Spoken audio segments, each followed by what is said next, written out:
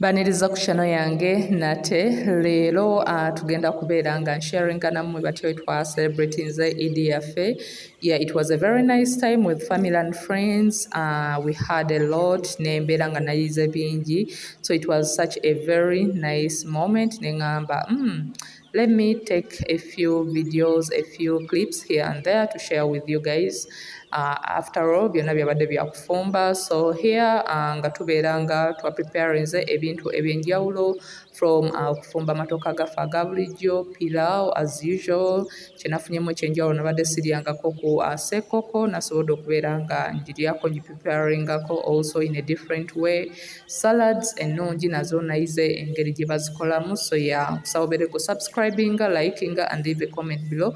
Don't forget to turn on your notification to be notified whenever I post. Ku bumonde obuli deep fried twabukutte netubeera nga twasuddemu rosemary, cinnamon, akatungulu, green ne tuteekamu garlic n'omunnyo ne tubeera ngaawo tubutokosa bulungi nnyo. Oluvannyuma nga bumaze okuba nga butokota obeera ng'odraininga amazzi n'ogateeka ebbali, then n'otandika okubeera nga obudeep frying awo paka ng'olaba nti no buli coated bulungi nnyo nga bumyuse bulungi, n'obeera nga obugyamu n'obuteeka ebbali bw'otyo nga bw'olaba. Ku salad twakozesezza cabbage, green pepper, carrot n'akatungulu, then ne tubeera nga twaboyirinze amazzi we gamaze okuba nga gajja n'obeera nga ogayiwamu ezo salads n'ogaleka ne gabeeramu okumala eddakiika nga 10.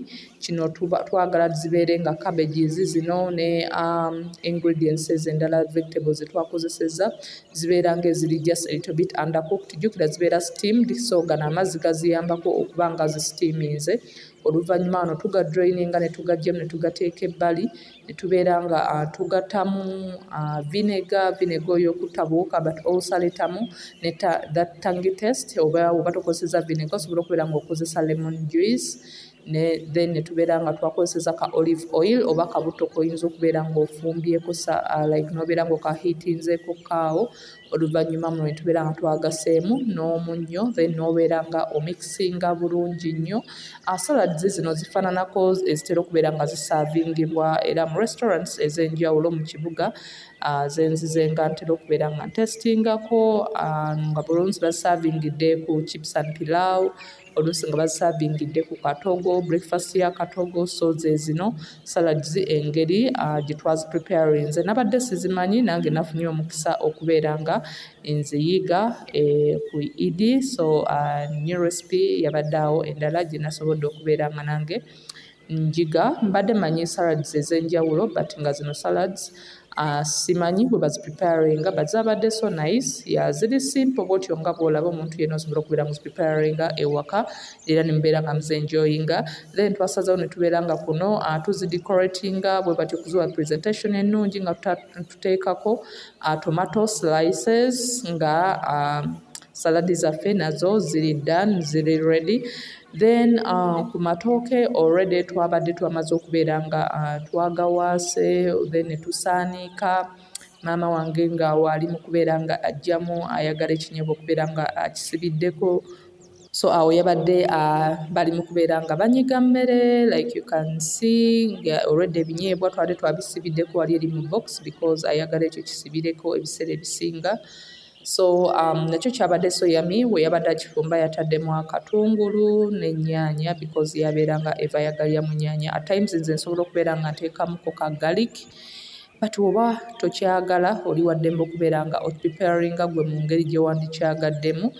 Then awo emmere nebeera nga twaginyize, nebeera nga oluvannyuma tugizaako bw'otyo nga bweraba.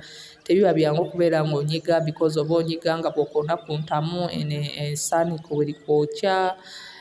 Yeah, but n'omaliriza n'obeera ng'onyiga then n'ogizaako n'ogibika bulungi. Kikyo ekinyebwa bwe kiwe kiba kifaanana. Kiri so thick bulungi nnyo, kiri so nice. Yeah, so njagala nnyo enfumba eno ey'okubeera nti like ekwanguya ng'osaanikiddeko kuli eri ku mmere n'obeera nga within no time everything is done. Oluvannyuma nga tumaze okubeera nga tusaanika bulungi emmere, then twazzeemu ebokisi y'ebinyeebwa nayo ne tubeera nga twagiteereddeko okwo kungulu beebeereko okwo n'emmere, ng'emmere bw'eboobera nga bwe tugenda mu maaso n'ebisigadde wano woba ozzaako ekirungi ku nku nti within no time already emmere eba eri done ng'eyidde bulungi. So naddala ku nnaku bwe zityo era ng'okozesezza entamu ennene bwe zityo oba osaana okubeera ng'okozesa enku ezo osobole okubeera ng'oyanguya n'emmere okubeera nti tekkonaako.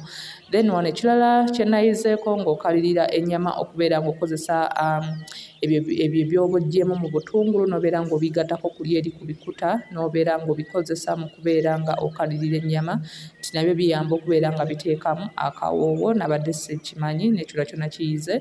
So wano tubeera nga tuteekako ennyama tugenda kubeera nga tugikalirira paka ng'ebrownings bulungi nnyo.